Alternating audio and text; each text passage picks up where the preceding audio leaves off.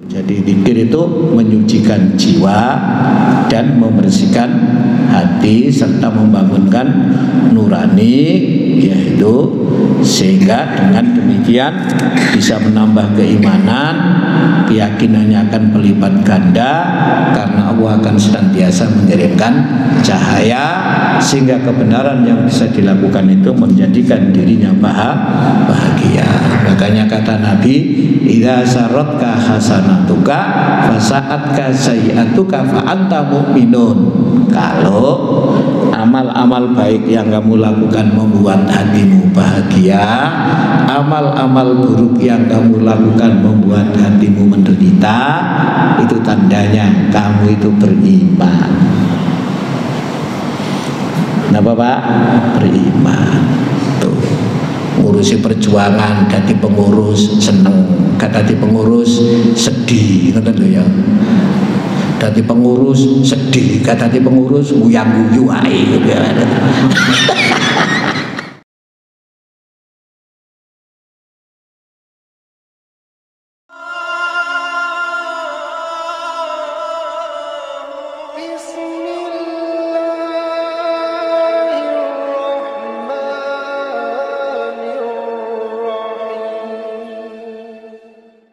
Assalamualaikum warahmatullahi wabarakatuh.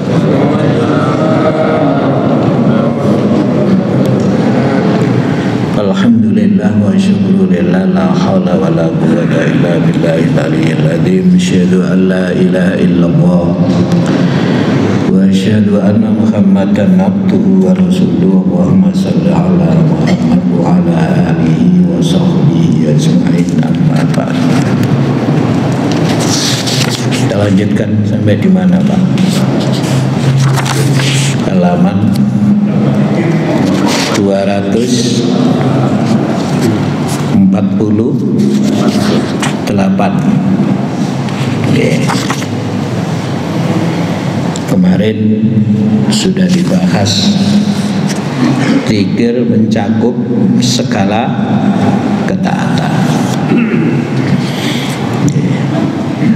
Taat itu intinya agama. Patuh itu intinya agama. Patuh kepada Allah, patuh kepada Rasulullah. Patuhnya yang lain itu didasarkan kepatuhan kepada Allah dan kepatuhan kepada Rasulullah. Makanya kata Nabi, kullu ummati yadkhulunal jannata. Kabeh umatku iku mlebu swarga illa man aba, kecuali yang gak mau, kecuali yang tidak mau. Sahabat bertanya,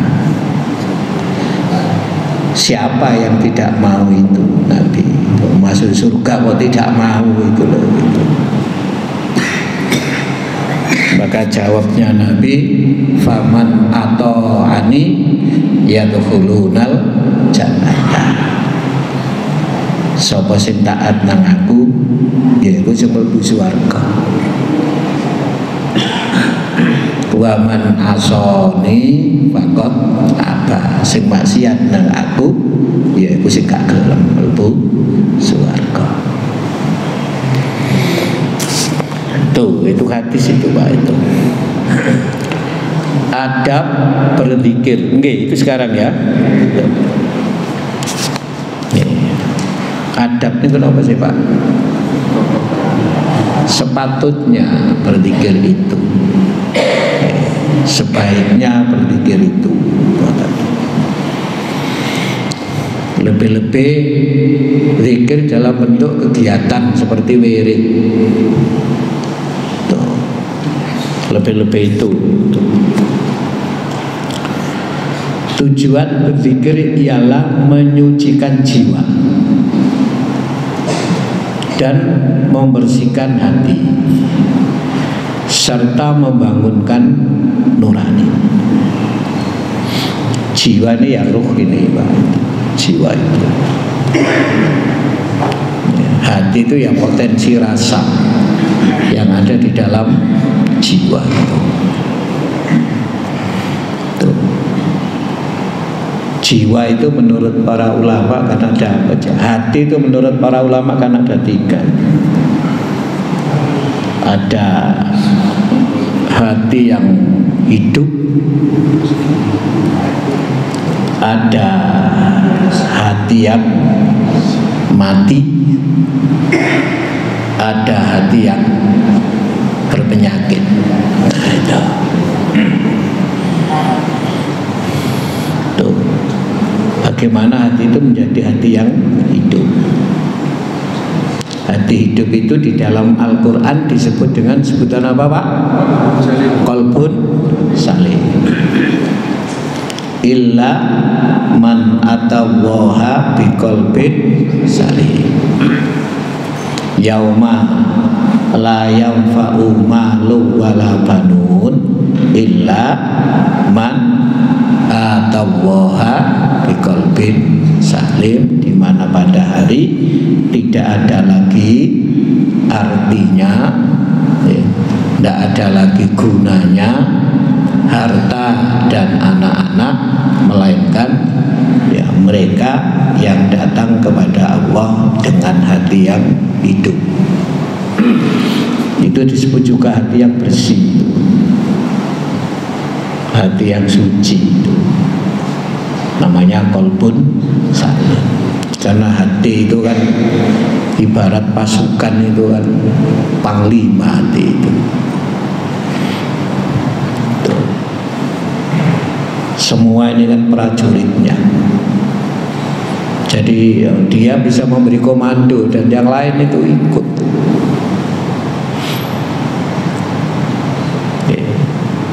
Yang lain itu ikut. Kalau dalam struktur pemerintahan, raja, bukan sekedar presiden. Kalau raja itu absolut, karena memang kekuasaan raja itu banyak yang bersifat monarki absolut. Kalau yang nggak absolut itu sudah mengambil wujud-wujud struktur negara modern. Kayak Inggris itu punya raja, tapi rajanya nggak berfungsi dalam pemerintahan sebagai simbol. Tapi punya wibawa, karena yang punya negara itu beliau itu. Yang menjalankan pemerintahan ada di kekuasaannya Perdana Menteri. Kayak Thailand tuh. Banyak negara-negara masih bentuk kerajaan itu, tapi tidak monarki absolut. Hati itu ya monarki absolut itu, bisa memberikan berbagai instruksi, dan itu harus dilakukan karena punya kekuasaan yang mutlak. Itu kalau kotor, ya perintahnya kotor, instruksinya kotor. Kalau mati ya nggak bisa melihat ke depan, bagaimana membawa maslahah apa tidak. Yang penting senang, yang penting puas. Tuh. Kalau sakit ya kadang-kadang bisa baik, kadang-kadang tidak.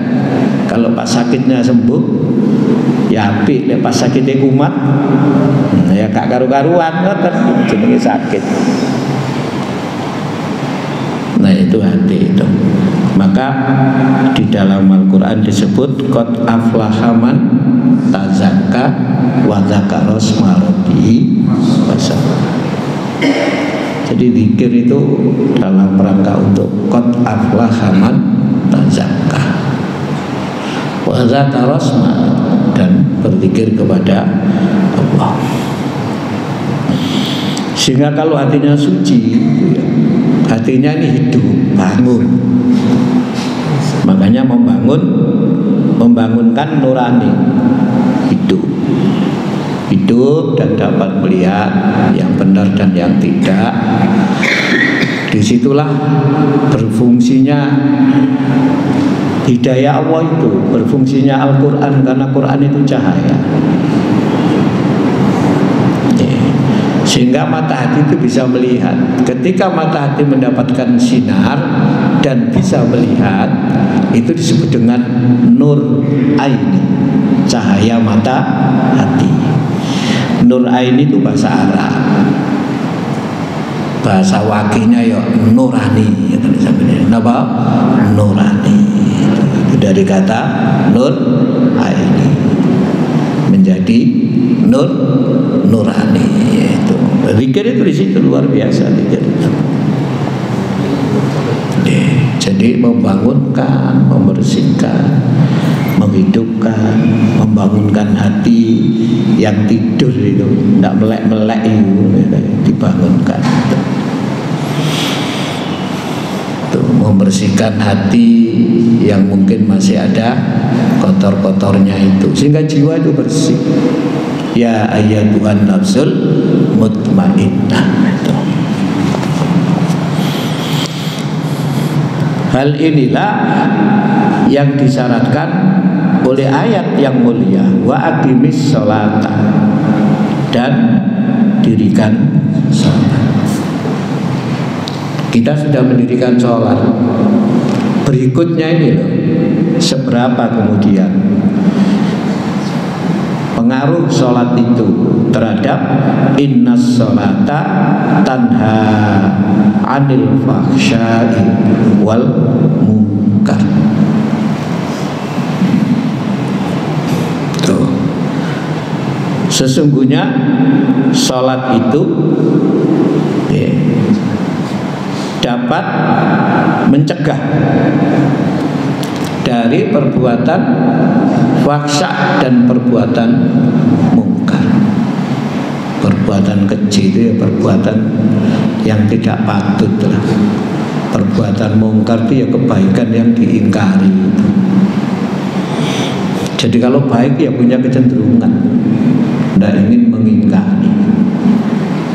Dan kalau dirasa itu nggak tepat ya nggak dilakukan.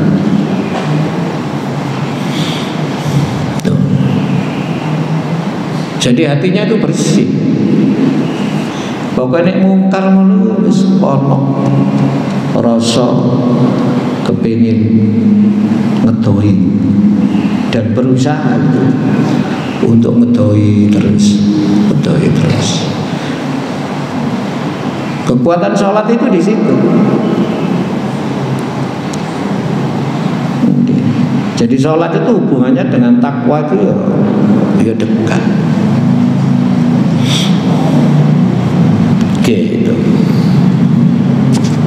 Makanya salah satu hukuman orang yang tidak sholat padahal sudah ada syariat sholat, bukan tidak sholat karena memang belum sholat atau belum sempurna sholatnya, mengingkari syariat sholat itu.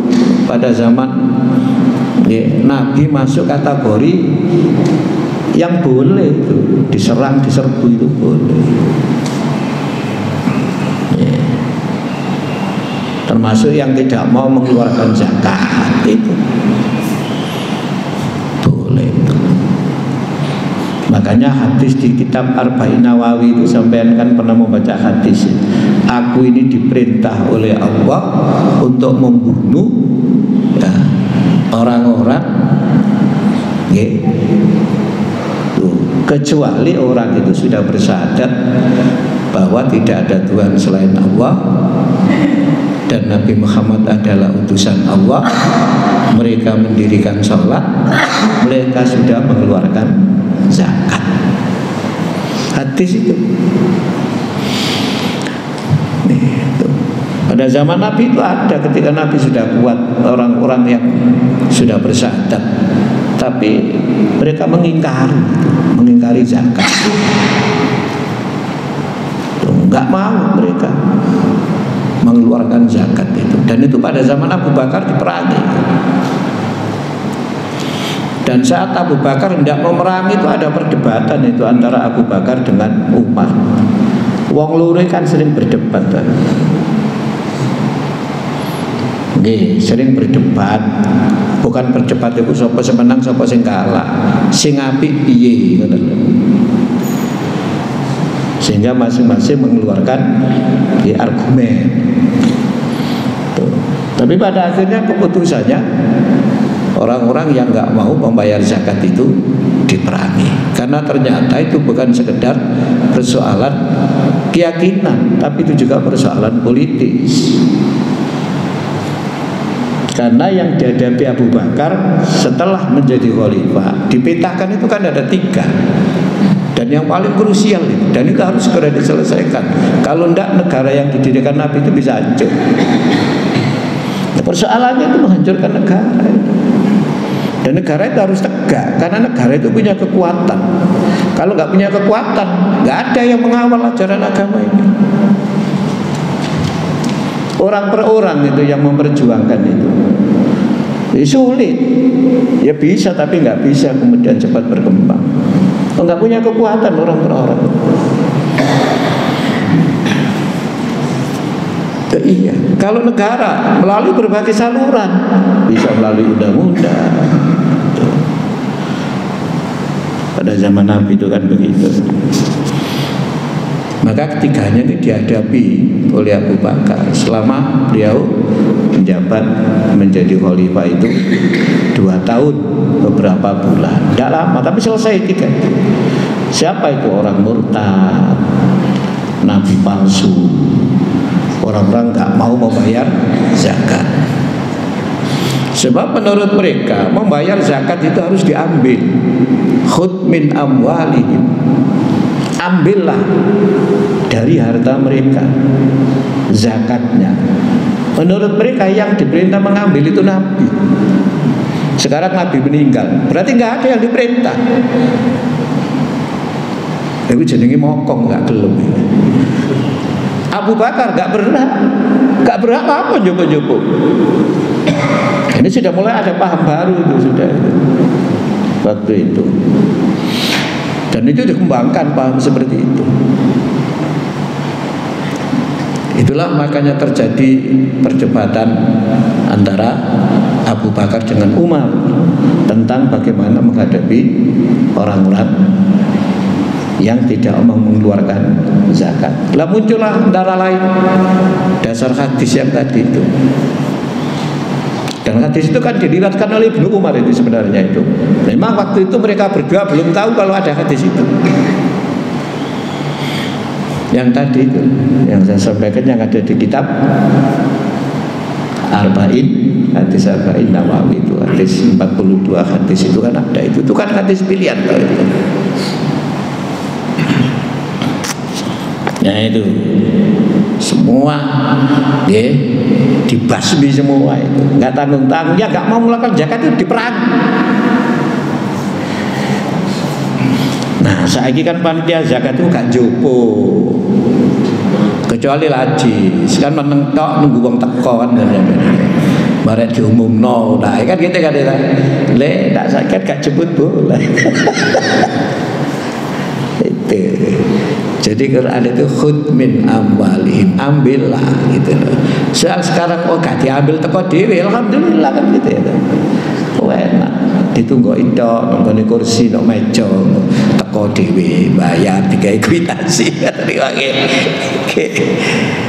ya enak saiki bisa deh pasti dia diambil zakat itu, kamu kena kayak pajak gitu loh sampean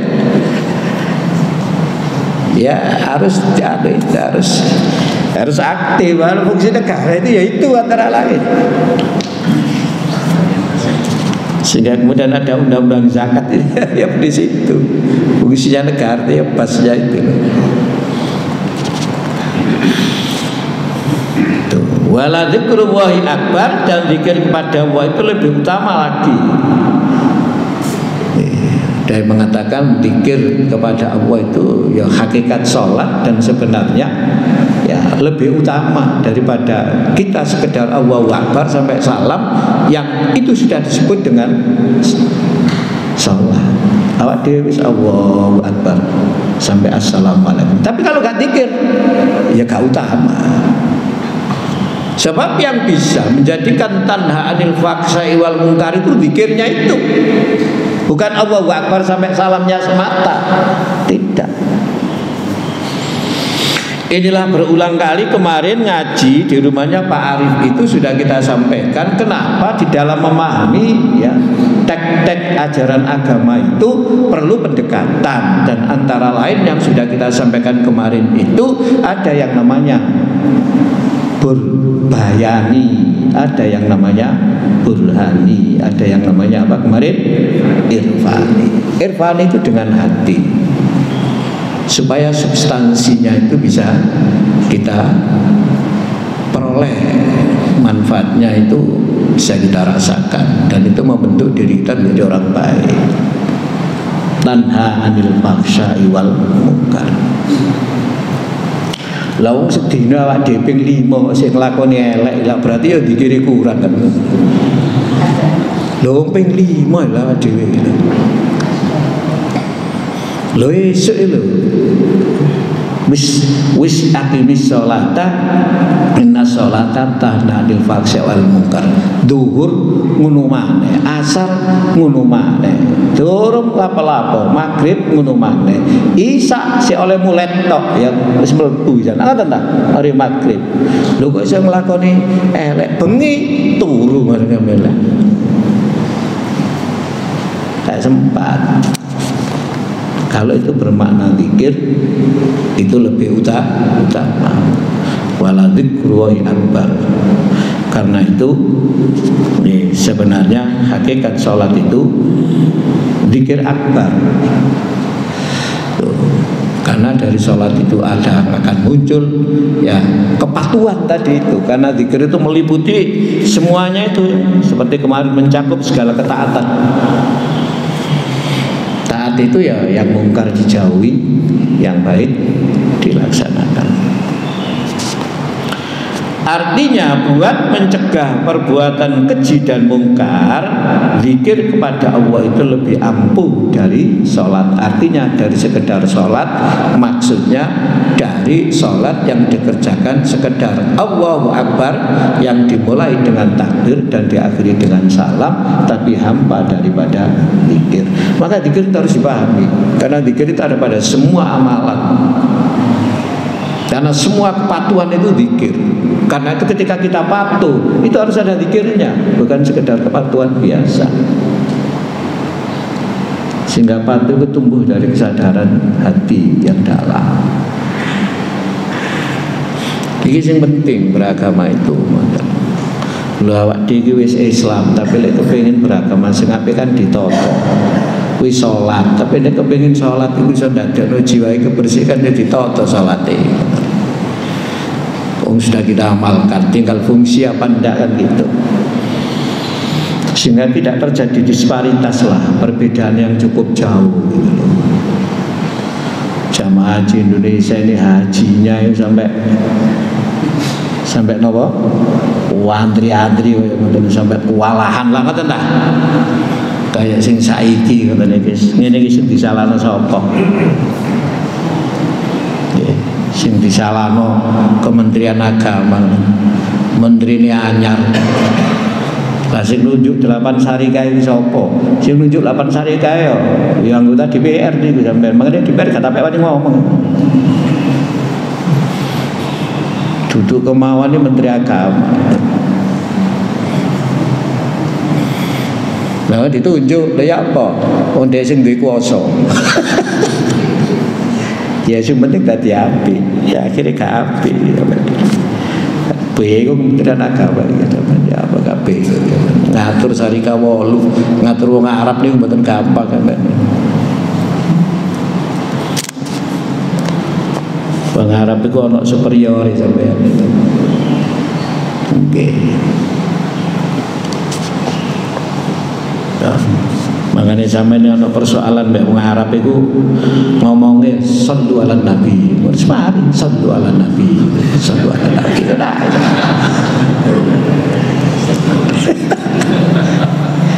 Kula di kita udah Jeddah itu paspor dijaluk polisi yo. Oleh gara-gara dikongkon munggah, kula mboten munggah jamaah jeneng Linsor. Ya ngurusi jamaah. atwalu asbarus mari katikekno. Nah ini perlu senjata ya, sallu ala nabi. Baru ngomong jaluk sepuro, sallu ala nabi. Sebelum doa, sekadek ngomong. Kadek cerita, terus tiket no, nah baru ada tiket no. Gak wani orang Arab, itu kulturnya orang Arab itu. Buatan wani. Lu niku temenan niku. Niku sampai merasa sampai wedi kualat nih katanya. Wedi kualat nih. Sallu ala nabi. Sebabnya ialah karena orang zikir itu demi hatinya terbuka terhadap Tuhannya dan lidahnya lancar menyebutnya, maka Allah akan mengirimkan cahayanya itu. Karena menyebut mengingat Allah, yang punya cahaya itu kan Allah. Kalau Allah sudah memberi cahaya, ya wis pada menjadi nurani ya. Napa? Nur aini. Nggih. Tapi ini hati gelap namanya dulmi, bukan nur aini napa? Dulmi. Sing gelap sehingga tersesat, hingga keimanannya akan bertambah, keyakinannya akan berlipat ganda. Dengan demikian hatinya akan tentram dan puas menerima kebenaran. Sebagaimana firman Allah, alladzina amanu, orang-orang yang beriman itu wa tatma'innu qulubuhum, ya, hati mereka itu menjadi tenang. Tenanglah hati-hati mereka bidzikrillah, dengan berzikir kepada Allah.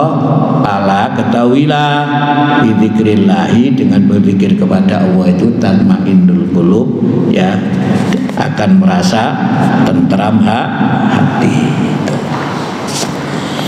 Itu yang perlu dipahami itu. Jadi zikir itu menyucikan jiwa dan membersihkan hati serta membangunkan nurani, yaitu sehingga dengan demikian bisa menambah keimanan, keyakinannya akan berlipat ganda karena Allah akan senantiasa mengirimkan cahaya, sehingga kebenaran yang bisa dilakukan itu menjadikan dirinya bahagia.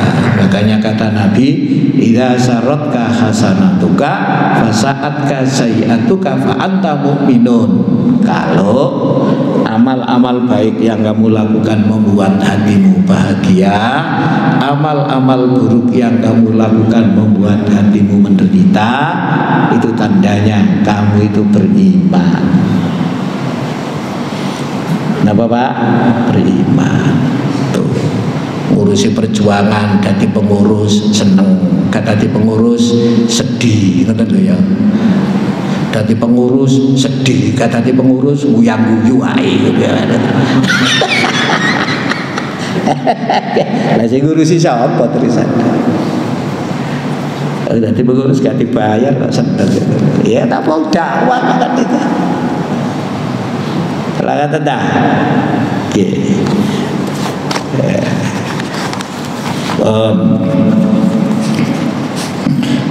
Masih terus ini keterangannya, yaitu, dan jika hati telah puas dan lega menerima kebenaran, maka ia akan menghadapkan perhatian kepada contoh teladan yang lebih tinggi dan akan berusaha ya buat mencapainya. Jadi imannya akan terus meningkat itu.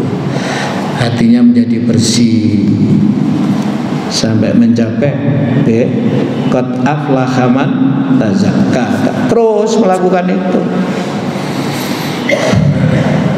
sehingga suri tauladan dalam hidup ini bukan sekedar ya mencontoh yang ringan-ringan, tapi mencontoh yang memang berat-berat seperti yang kemarin ya, kita sampaikan itu. Yang bisa ketika diludahi orang tidak marah padahal dia berani, itu Nabi. Padahal bisa membalas itu. Oh, Nabi presiden kok tidak bisa itu. Punya tentara kok tidak bisa. Tapi Nabi itu tidak balas. Nah sampai ini iso didoni kok nggak balas nih. Nah ini gak iso lah, berarti dulunya untuk Nabi ya. Artinya ada kemampuan untuk mengendalikan marah. Ya, ada kemampuan untuk melahirkan lapang dada. Itu loh di situ tuh. Itu tidak mudah itu. Tidak mudah. Zikir itu bisa mengarah ke situ.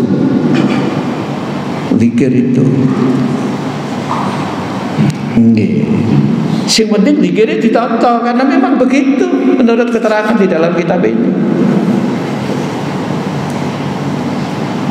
Nanti ada peningkatan. Kalau sholat itu sekedar sampai ya mengerjakan mulai A sampai Z sudah selesai tapi zikirnya hilang, ya hilang. Makanya kadang-kadang kita heran, oh mari sholat kok geger itu. Lu sholat itu wis ditonton, bareng Nabi wis ditonton. Dia dadi imam, ya pertimbangno makmummu itu, aja menurut kemauanmu. Jangan cenderung sholat panjang, sholat khusyuk. Jangan mendolimi makmum, karena makmum itu ya macam-macam. Ono sing kuat ngadeg suwi. Nah, saiki imam-imam sing arek nom-nom iku, sing anyar-anyar niku lho, arek nom. Sik teko ngene pondok, arek cenderung nek maca ku dok wong. Lah iya wong sikile kuat. Ya maca nek 5 ayat tidak kerasa sikile, bar sing tuwa ngene ya apa sampeyan. Beda. Aja sampai terganggu kekhusyuan itu katanya. Banyak hal itu. Tapi kita sering berdebat kayak itu. Sholat jamaah, sikute kudu rapet. Iso sampai sikut pundake rapet iku iso sampai dia. Nabi gak ngomong ngerapetno sikil, ngongkon lurus rapat. Gak kudu sikil ketemu sikil, gak mau kejar-kejaran men. Sholat kok kejar-kejaran sikil, beli kene. Lek lak sahabat ta iki ngoten nggih. Sahabat nglakoni ngono iku mau disawang bare Anas. Lek hadis ora cuma loro ae. Anas bin Nu'man niku kan iku sumbere. Sumbere kan dari situ sahabatnya itu. Tuh. Nabi ngomongnya luruskan, rapatkan. Udah.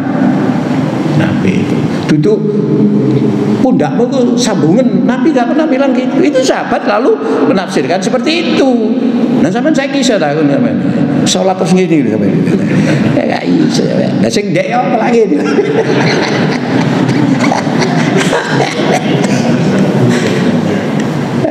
Saya kata iki lho. Lah itu dadi rame persoalan lho sampean ngono gak apa-apa. Ya monggo, tapi aja rapi gitu. Nanti sholat kejar-kejaran gitu. Tuh, akhirnya kejadian yang sampean tak terang lho kok. Gara-gara sholat kudu ketok kelek akhirnya rukuk ngene iku sampean. Sebelah gak iso rukuk. Bareng sebelah gak iso rukuk, ya batal gak iso rukuk dek apa? Ketinggalan. Ya ngancam, awas kan ya jadi batal. Bareng rakaat berikutnya begitu rukuk cekele dicekel kayak itu mbek wong iku. Ngene gak iso. Tangi-tangi gak iso. Gak iso. Banget kok rukuk sujud kok bagi sujud tangannya diginikan. Gak iso tangi. Allahu Akbar. Gini tok ya. Kula diceritain sampai guyu lah. Sholat kok iso cekel, kok iso piding-pidingan ya gula. Ya hilang dikira kata niku hilang, kata niku hilang dikira niku wis gak bakal dikir kata niku. Sing dipikir kata niku udah hilang lah niku. Saya masak sholat gini, saya nggak bisa sujud saya. Ya saya batal. Tapi yo, harus kon yo, tidak biasa gitu. Pas dia pikir tembok itu nih loh, pas tinggal tembok sebelah beri. Wah, ada peiting itu sampean begitu sujud itu, peiting itu. Oh, gak iso tangi itu lo kawan. Sing peiting tentara, lah kan tentara, gak wani gini. Ya apa sholat kok gini? Iki sing salah sholat apa sing salah sing memahami sholat tadi. Oleh karena itu, ini yang penting juga, kedudukan zikir itu bukan soal remeh, sebaliknya amat penting dalam kehidupan manusia. Tuh. Dan tidak masuk akal jika selesai ini akan dapat terwujud ya dalam hanya menyebutnya di bibir belaka. Itulah makanya supaya amal itu menjadi zikir harus didekati dengan intuisi atau dengan irfani. Dengan apa? Irfani. Tidak cukup dengan bayani, burhani, sampai kepada tingkat irfani itu. Jadi substansi ajaran itu bisa kita ya pahami, lalu bisa kita peroleh, sehingga amal-amal yang kita amalkan itu bersifat substantif itu, bukan sekedar kegiatan rutin itu. Sampai di mana itu?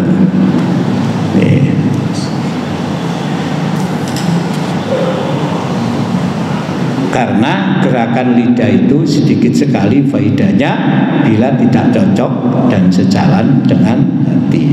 Allah telah memberikan bimbingan. Nah, ini yang kemarin sudah kita sampaikan ayat ini mengenai tata tertib yang harus dituruti seseorang bila ia sedang berzikir. Pun ya ayat kan sudah kemarin ini ya, sudah kita sampaikan ayatnya itu. Pokoknya zikir itu kunci ini. Ini doa itu surat apa itu?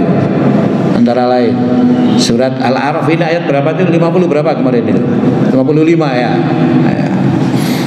Bukan hanya itu, kalau doa masih ada yang lain.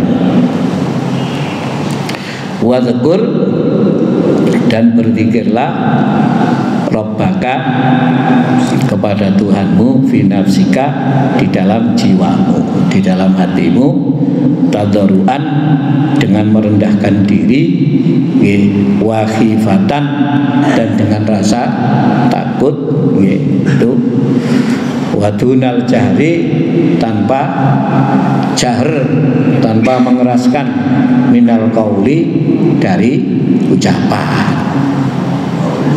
Jadi ucapannya gak perlu, gak perlu gak perlu jahar sirai, sir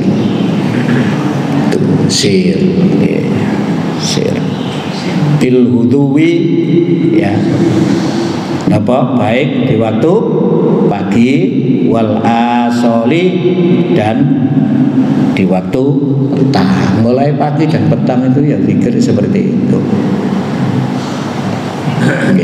Kemarin takbiran mengenai Stadion Gelora Bung Karno kan, sing pas ini kalau apa Indonesia musuh Cina, nah itu pas kebetulan apa niku malam takbiran. Lha iku nek gak salah iku sing jaga gawangi Cina lah muslim ta iku. Cina sing jaga gawangi muslim itu. Gitu. Ya sekarang muslim kan di mana-mana Pak, jumlahnya banyak, kecil kan ada di mana-mana itu. Cina itu yang banyak muslim ya di Kanton itu, di Guangzhou itu yang ada itu. Guangzhou itu banyak muslimnya itu. Di Guangzhou. Terus ada lagi yang sebelah utara di mana itu ya? Provinsi mana itu juga banyak itu muslimnya itu. Karena dulu ya sampai ke situ kekuasaan Islam itu. Dulu itu sebelum dihancurkan oleh Hulagukan sampai ke situ. Ayat tersebut memberi pertanda bahwa zikir itu disunatkan secara sir, artinya tidak dengan mengeraskan suara. Itu ya tuh sampai zikir buanter kono buanter ya perang zikir sampai kadek zikir beda-beda. Lah zikir kan dewi-dewi itu. Urusan hati kita zikir itu. Dikir jamaah bagaimana Pak? Nanti air dikir jamaah itu durung bape, gak usah kupu.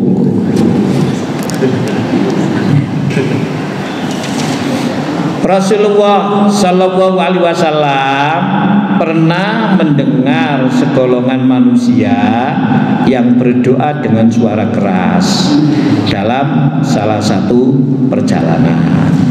Maka sabdanya, ya ayuhan nas, irba'u wahai manusia, irba'u rendahkanlah ala anfusikum atas dirimu. Koniku nek ndonga iku aja kuwater-bater ngono. Ndonga kok kuwater ngono. Ku nyanyian apa ndonga. Fa innakum, karena sesungguhnya kamu semua la tad'una, tidak memanggil, tidaklah berdoa kamu semua asomma, kepada yang napa? Asomma niku napa? Tuli, sumum bukun niku. Sumun. Iku lah bahasa kasar menurut awak dhewe. Soale dikopok-kopok iku pancene kopok.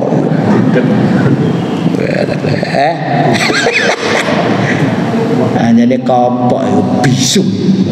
Awak dewi nek diomongi ngono, dilaporno polisi itu penghinaan gitu. Tapi Quran sampai kono anjane kopok. Kopok bahasa sing paling gak enak keplek gitu anjane.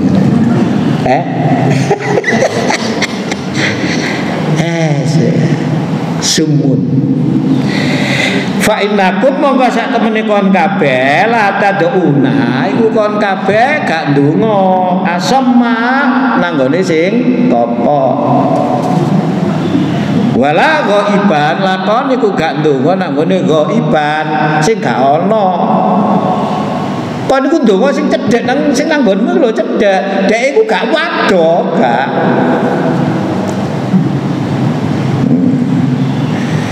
Makanya dari Quran Nabi disuruh menjawab, idza sa'alaka ibadi anni fa inni qaribun. Nek takon Muhammad wong-wong nang awakmu tentang aku, ya kan ana aku iki cedhek.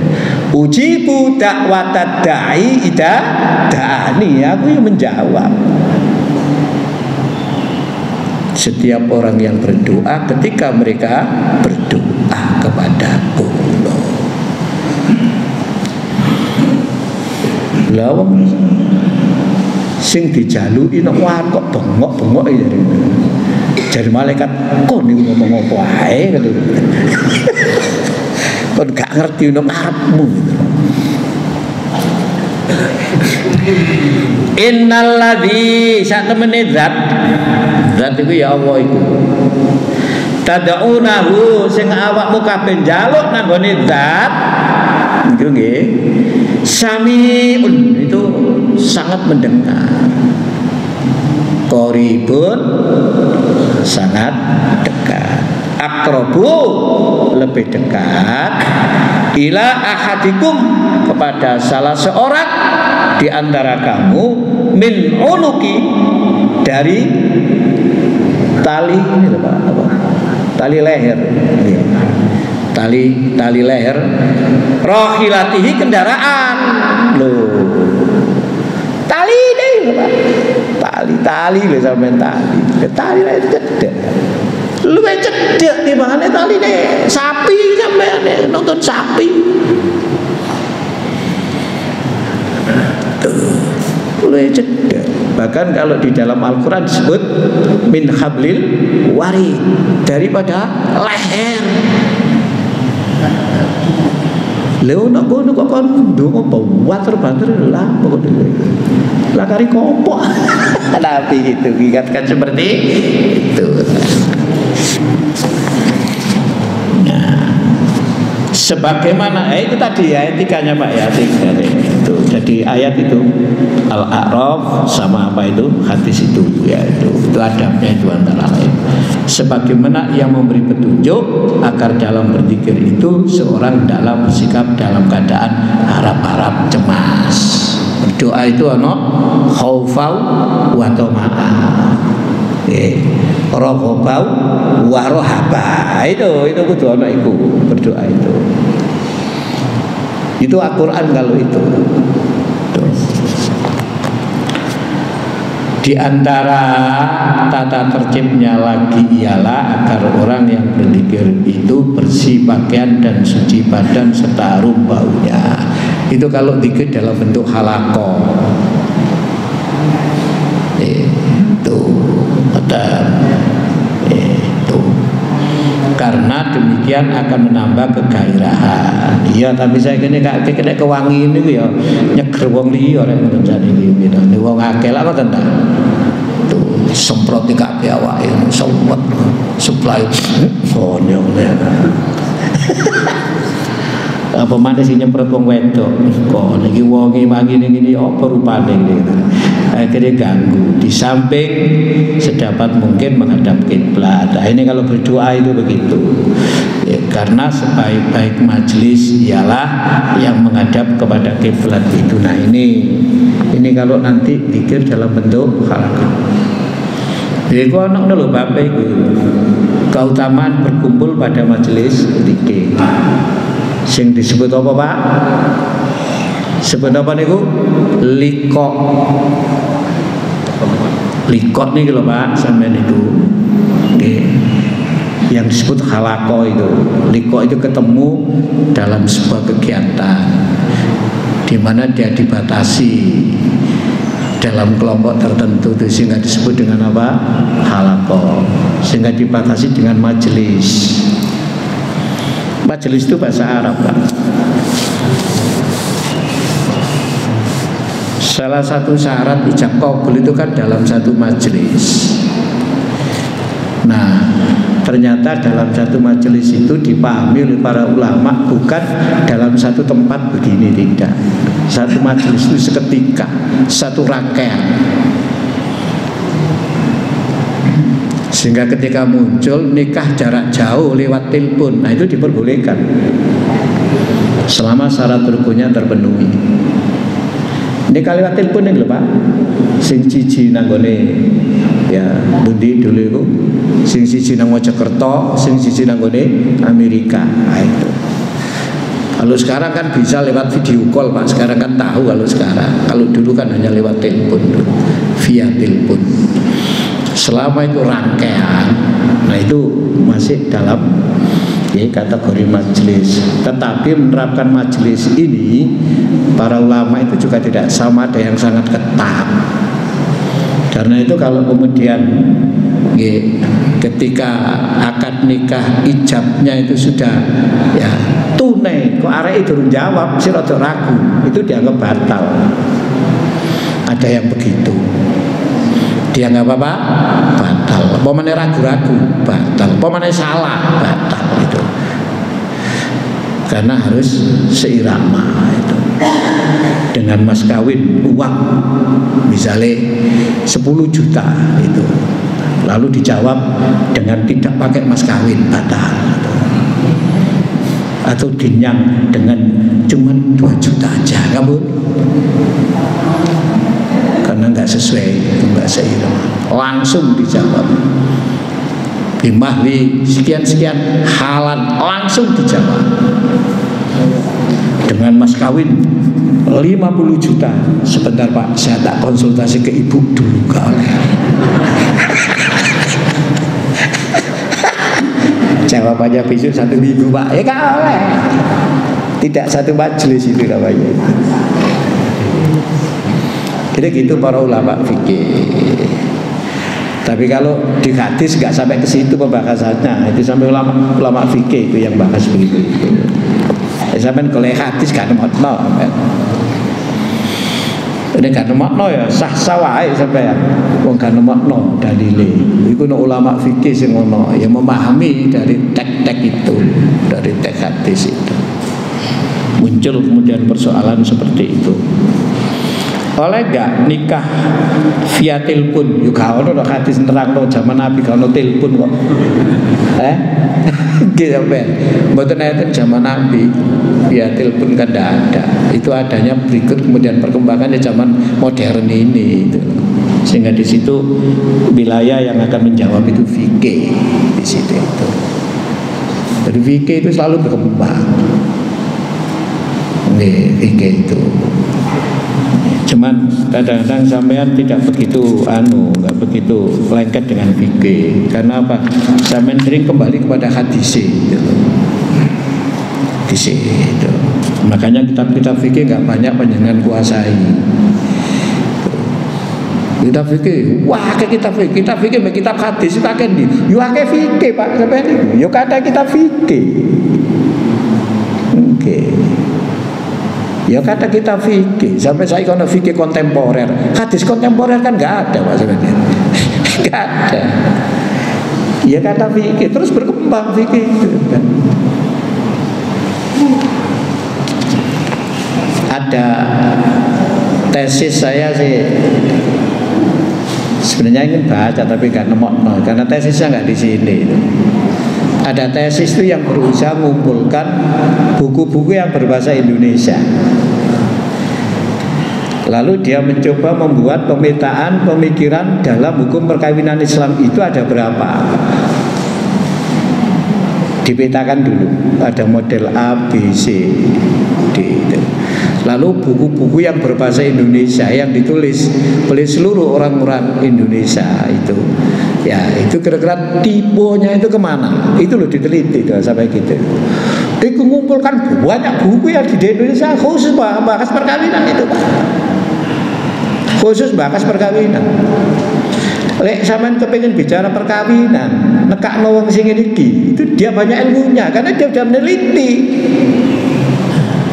Jadi ilmunya itu dari penelitian, bukan sekedar dia baca.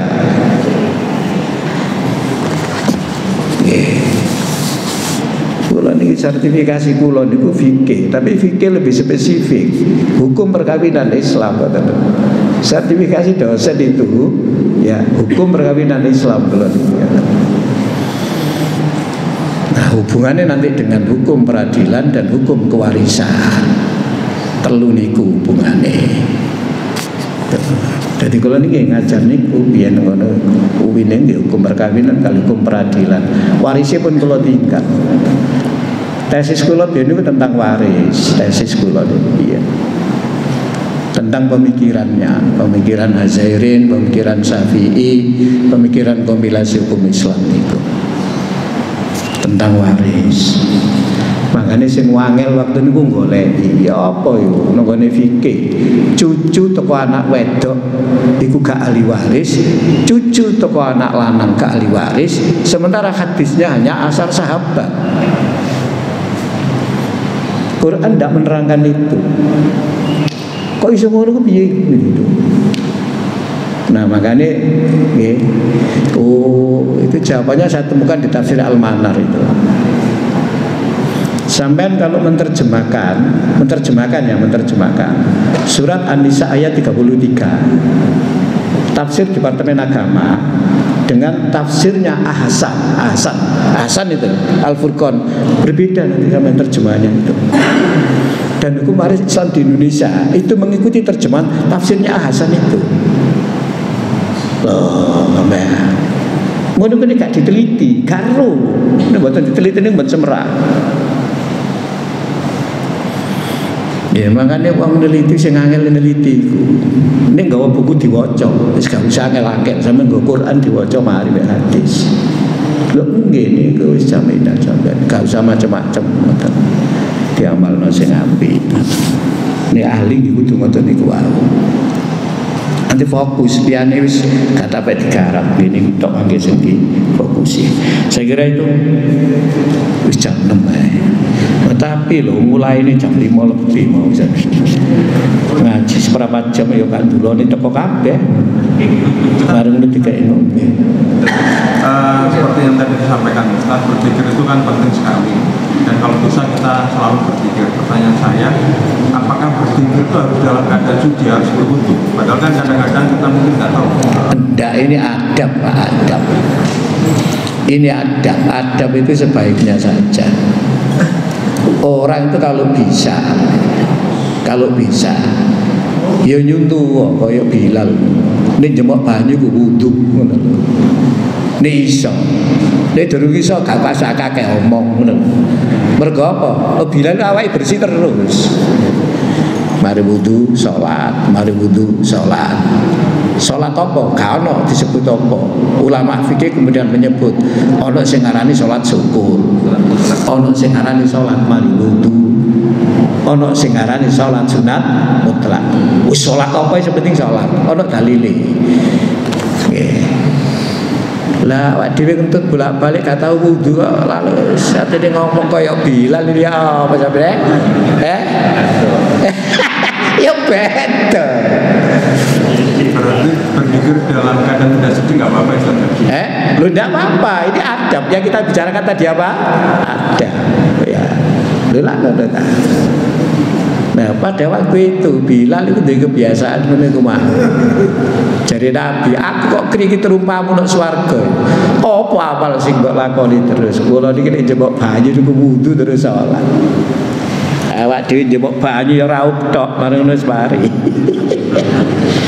Lha ternyata iki berat, Pak. Lha ketoke apale niku nggih. Ringan lho ketoke ngono tok mosok gak iso to. Lho gak apa-apa lah kok ta. Oh berat iku. Sampeyan saged ta? Pokoke jembak wudu, Pak wudu. Mau nek sepatu bantal gak iso men. Wong wudu kudu lepas sepatu lah kata ta. Nggih kula bayang kok Bilal berarti gak tau gawe sepatu. Bilal iki apa jadi gak ono sepatu ya artinya apa? Banyak hal yang kita ini belum mampu gitu loh Pak. Ya sebabnya banyak begitu. Meskipun kelihatannya amal-amal itu sepele. Itulah makanya Nabi Sulaiman ketika dia punya kemampuan memahami ya bahasa binatang itu, lalu dia mengatakan ini keutamaan dari Allah. Ini yang penting itu orang diberi keutamaan itu. Dan biasanya keutamaan itu tidak sama antara satu orang dengan yang lain. Nah, sampai nek kepengen roh keutamaan-keutamanya para sahabat yang masuk surga tanpa dihisab itu loh. Itu sampean baca ada buku yang berjudul Ar-Rijalu Haulun Nabi. Orang-orang yang ada di sekitar Nabi. Bahasa orang dekatnya Nabi lah. Apa Pak Dewi apa tadi itu? Bahasa sekarang apa itu? Besti. Itu besti. Orang dekatnya pejabat kok besti. Nabi itu apa jenenge itu? Ya orang yang dulu elit lah, orang elit itu ya. Elit kalau dalam bahasa pemerintah. Dulu itu ada terjemahannya. Saya pernah tahu ada orang jual di masjid Al-Wahyu ya. Uang tapi dodol gak menetap no. Tebel terjemahannya. Waktu itu 100 tapi saya nggak beli. Ar-Rijalu Haulun Nabi. Orang-orang yang ada di sekitar Nabi. Itu nerangkan kelebihan-kelebihan ya, orang-orang yang masuk surga tanpa dihisab. Nah itu. Nah awak dhewe kan kelebihannya ya gak jelas kabeh. Nggih Pak nggih. Iki ya iso, iki ya dilakoni, iki ya dilakoni, iki ya dilanggar, iki ya dilanggar, iki ya dilanggar. Pada biasanya kalau mlebu masjid disian metune masjid mburi dhewe, ternyata begitu metu masjid iki metune masjid dhisik dhewe, ternyata metu masjid iku nata sandale wong. Iku nek dapat keutamaan dari Allah mboten saged ya Pak. Ketoke remeh tapi iso sampean ngoten ae iso ta. Mboten saged sampean. Lho nata sandale wong iki. Gak iso. Makanya kata Nabi jangan meremehkan kebaikan meskipun kebaikan itu sepele. Demikian mesti eling aku jane kepengin ngaji seprapat jam mulai. Jadi kurang lebihnya mohon maaf. Assalamualaikum warahmatullahi wabarakatuh.